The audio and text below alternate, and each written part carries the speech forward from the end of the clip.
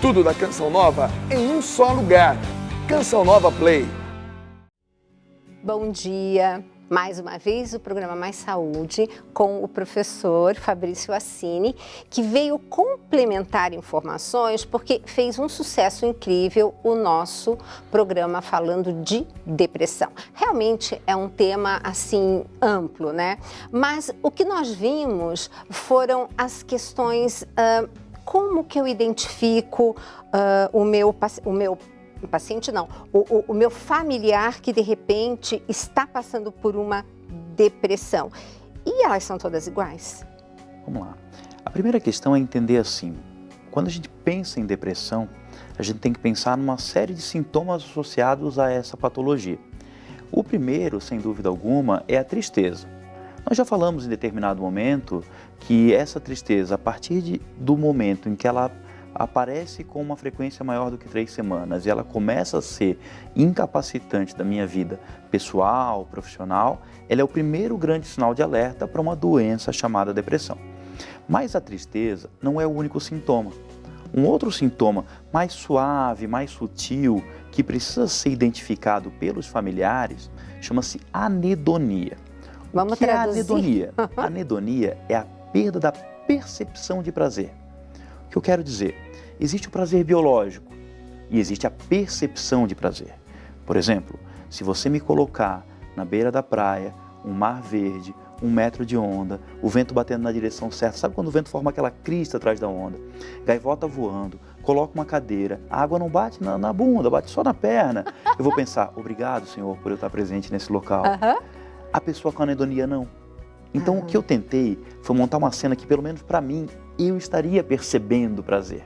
Na hora que eu paro de perceber prazer, por situações onde a priori eu teria prazer, eu começo a desenvolver o que a gente chama de anedonia.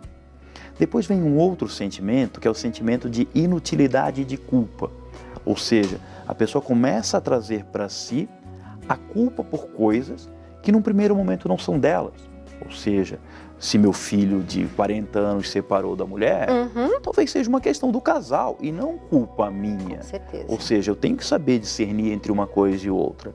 E o sentimento de inutilidade também, de não ter mais serventia para o trabalho ou para o convívio familiar e assim por diante. Então a gente tem a tristeza, a anedonia, o sentimento de inutilidade e de culpa e um que é muito importante, que é o pensamento recorrente de morte e suicídio.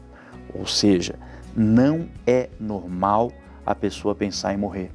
Não é normal a pessoa pensar em cometer o suicídio. Então, se aquele familiar de vez em quando diz para mim, olha, se eu morresse a tua vida melhorava, né? Essa pessoa está literalmente berrando e dizendo que ela tem uma doença chamada depressão. Depois existem os outros, e eu gosto dos outros para que a gente também não crie, entre aspas, um bonequinho do paciente com depressão. Ou seja, os outros sintomas dizem para mim assim, insônia ou muito sono, perda ou ganho de peso, lentidão ou agitação. Ou seja, para que a gente possa entender então que eu terei aquele paciente que tem depressão que não dorme, trabalha um monte e não está comendo. E eu teria aquele paciente com depressão que dorme, não quer trabalhar, e come. Exatamente. Ou seja, não dá para eu fazer um bonequinho dizendo isto é depressão, não. Ou seja, eu tenho a tristeza, eu tenho a anedonia, eu tenho o pensamento de recorrente de morte, eu tenho o sentimento de inutilidade, mas eu tenho os outros que eles são antagônicos, talvez para lembrar para nós, dizer, olha, cada ser humano é diferente, cada ser humano é individual, e eu tenho que pensar dessa maneira também quando eu penso na depressão.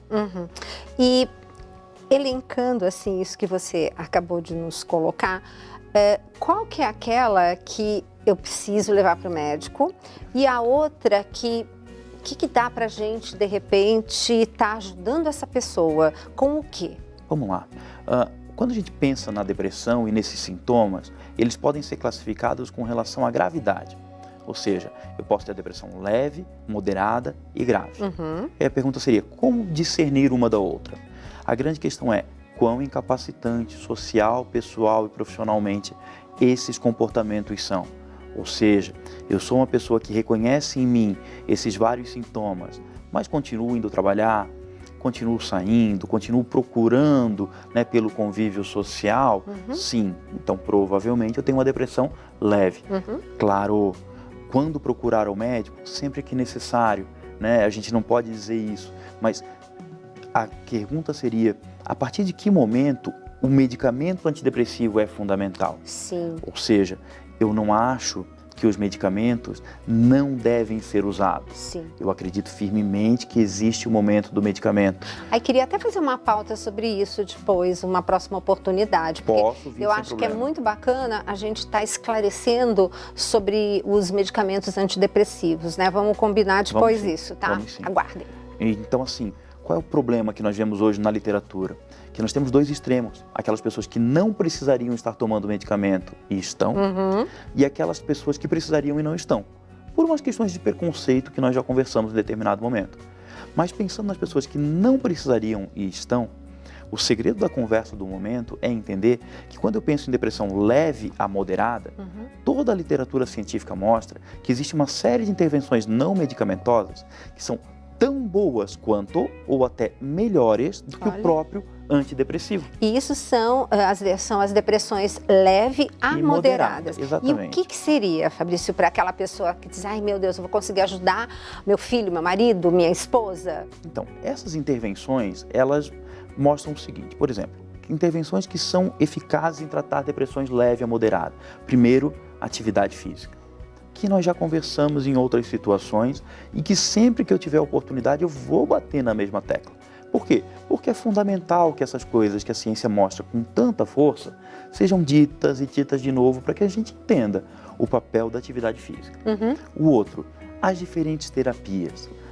Eu não sou alguém da psicologia, eu sou alguém da neurociência, mas sempre que eu converso com meus amigos psicólogos, eles me dizem, Fabrício, na psicologia nós temos uma série de linhas. Então a pessoa acha a melhor linha da psicologia e procure para que ela possa realmente entender o motivador dessa depressão. Sempre tem que ir na causa, né? Claro. E não tratar sintoma. Existe nas classificações aquilo que nós chamamos de depressão endógena, que por algum distúrbio neurobiológico essa pessoa faz a depressão. As pessoas, às vezes, com distúrbio de tireoide podem ter na menopausa, gente, é uma bênção, Exatamente. Né? Então, assim, com exceção dessas depressões endógenas, eu tenho que procurar a causa e tentar resolver essa causa.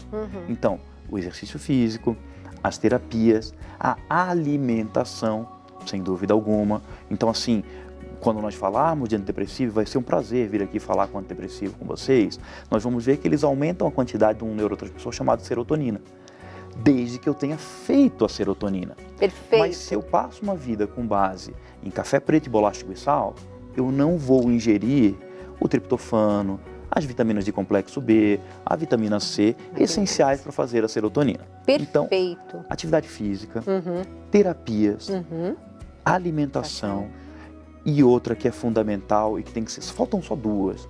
Uma, sono, tenho que dormir, e outra, convívio social e religiosidade. Claro, aqui na Canção Nova, a gente falar de religiosidade é natural, né? É uma TV que preza por isso. Mas para a grande maioria da população, ou para uma parte da população que não pensa na religiosidade, eu pediria pelo menos o convívio social. Tem um trabalho lindo, Gisela, que ele avaliou pessoas com depressão que tinham religiosidade e pessoas com depressão que não tinham religiosidade, por 2 anos. Opa. E ao final de 2 anos o que eles viram? Que aquelas pessoas que tinham depressão e também tinham religiosidade estavam melhores do que aquelas que não tinham. Gente, vou acabar o programa com esse artigo científico que eu vou pedir, claro, para você mandar para mim, porque eu tenho certeza que o Dr. Roque vai adorar. Que é exatamente isso, né? Ai, gente, como é bom, né, quando a gente consegue trazer profissionais que também tenham toda essa visão, né? O Fabrício estava falando que ele mora a 22 quilômetros da cidade de Bombinhas. Que é onde tem um santuário. Não, na verdade eu pensei na praia, porque é aquilo que me dá prazer, não, eu tudo bem? pensei na Santa. Ok, pensando, eu moro a 22 quilômetros da cidade de Nova Trento, onde tem o santuário da Santa Paulina. Ele estava me confidenciando, de vez em quando a gente vai assistir missa lá. Eu falei, ai, inveja.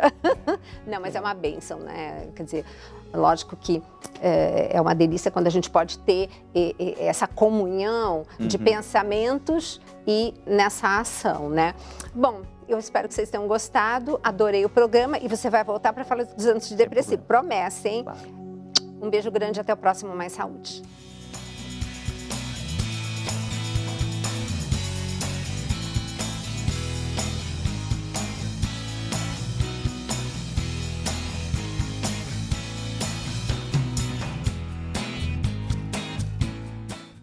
Tudo da Canção Nova em um só lugar. Canção Nova Play.